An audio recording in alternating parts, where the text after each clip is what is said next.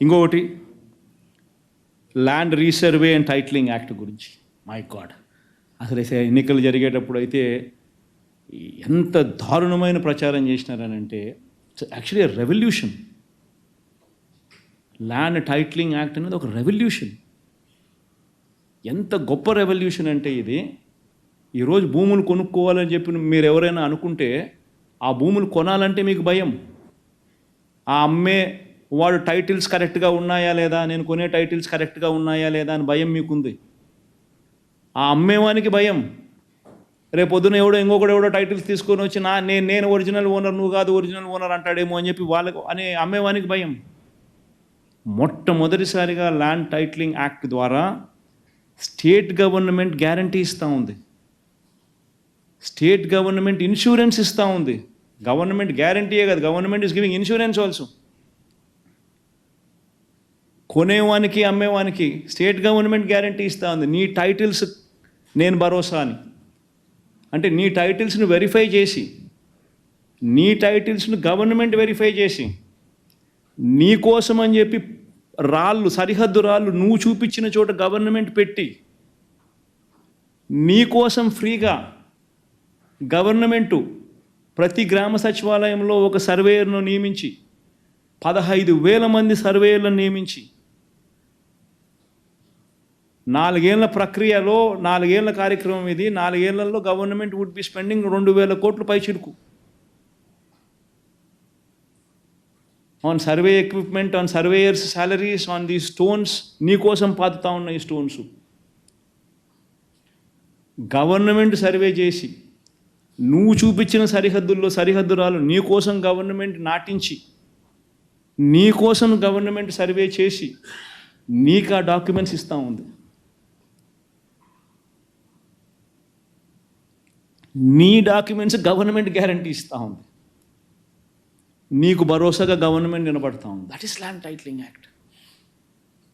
అని ఏమేమో ప్రజలలో అపోహలు క్రియేట్ చేసి, దాన్ని నాశనం చేసి, చివరికి దాని గురించి దుష్ప్రచారం చేసి, ఆ దుష్ప్రచారం నుంచి బయట పడలేక దాని ల్యాండ్ టైటిలింగ్ యాక్ట్ను అసెంబ్లీలో క్యాన్సిల్ చేసినారు. అసెంబ్లీలో తీర్మానం చేసి రద్దు చేసినారు. రద్దు చేస్తానే కేంద్ర ప్రభుత్వం అనింది, రివర్స్ అనింది.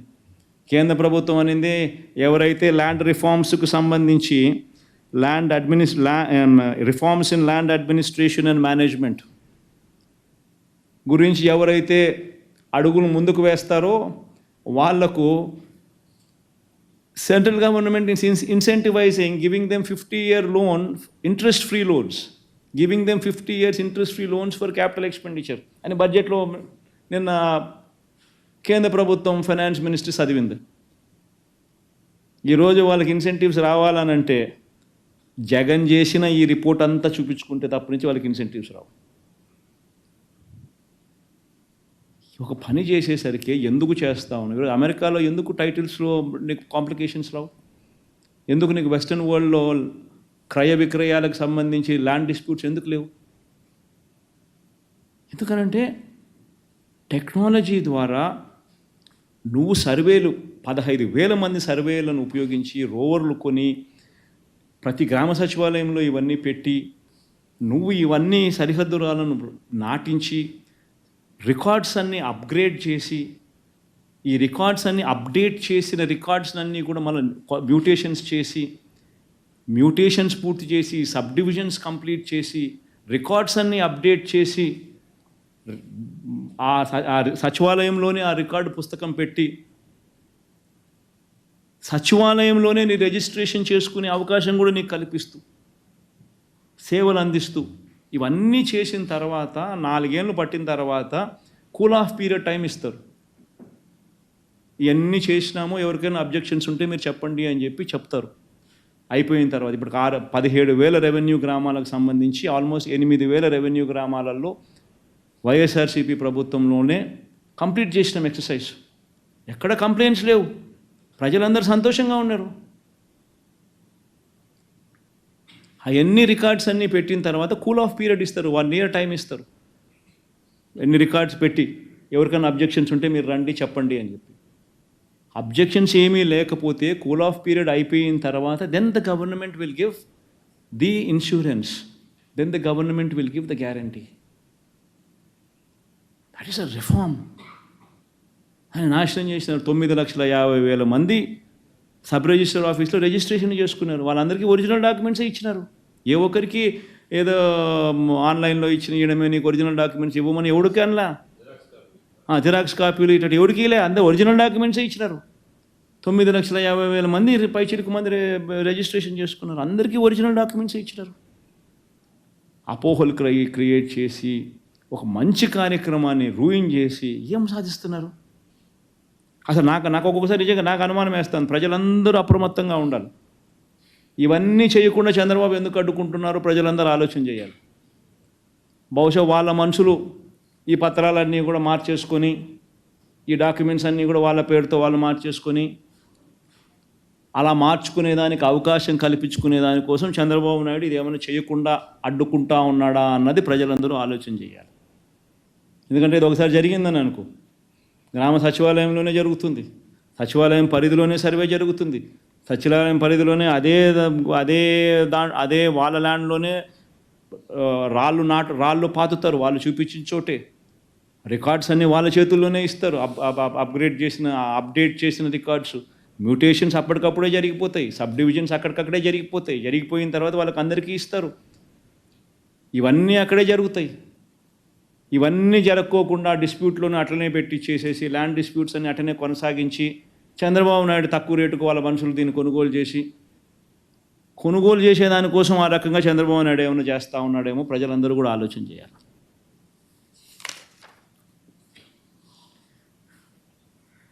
అసలు భూముల విషయంలో ఎన్ని అబద్ధాలు ఎన్ని అవాస్తవాలు చెప్పాడు అని అంటే, నిజంగా దశాబ్దాల తరబడి పరిష్కారం కాని సమస్యలు వైఎస్ఆర్సీపీ ప్రభుత్వంలో పరిష్కారం అయ్యాయి.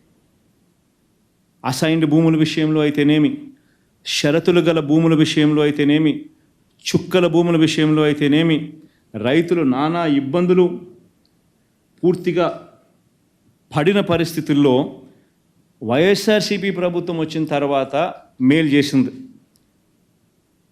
97,000కు పైగా కుటుంబాలకు చెందిన 2,06,171 ఎకరాలకు సంబంధించిన చుక్కల భూములను వాళ్లకు పూర్తి హక్కులు కల్పిస్తూ చంద్రబాబు నాయుడు ప్రభుత్వం ఒకే ఒక మెమోతో 22A పెట్టి ప్రాహిబిటెడ్ కేటగిరీలో పెడితే రిలీజ్ చేసినాం. దీనివల్ల 97,000 మందికి మేలు జరిగింది, కుటుంబాలకు మేలు జరిగింది. 2,06,000 ఎకరాలకు సంబంధించిన చుక్కల భూములు, 22,000 మంది రైతులకు సంబంధించి 35,000 ఎకరాలపై షరతుల గల భూముల పేరుతో చంద్రబాబు నాయుడు 22A పెట్టాడు. మన ఆవనగడ్డ ఈ ప్రాంతానికి అంతా ఆ ప్రాంతానికి అంతా పోయి చూస్తే ఇదే ప్రాబ్లం. 35,000 ఎకరాలకు పైగా షరతులు 22,000 మంది రైతులకు సంబంధించి షరతులు గల భూములపై తాను ఆంక్షలు పెడితే వాటిని తొలగించి ఆ రైతులకు మంచి చేస్తే కరప్షన్ అంటాడు ఈ మనిషి.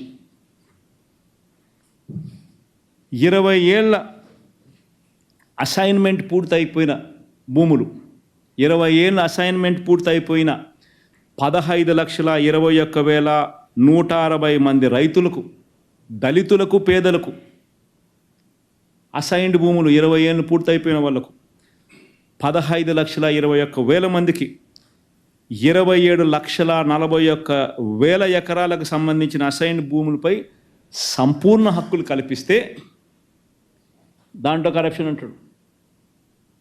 వాళ్ళ భూములు అట్లనే ఉండాల, వాళ్ళ భూములు వాళ్ళు అమ్ముకునే స్వేచ్ఛ వాళ్ళకు ఎప్పుడూ ఉండకూడదు. అలా వాళ్ళకు అమ్ముకునే స్వేచ్ఛ లేనప్పుడు నువ్వు తక్కువ రేటుకు వాళ్ళ దగ్గర నుంచి తీసుకోవాలి. దీన్ని దుర్మార్గం అంటారా? లేదా 20 ఏళ్ళు పూర్తయిపోయిన ఆ దళితుడికి మంచి జరగాలని,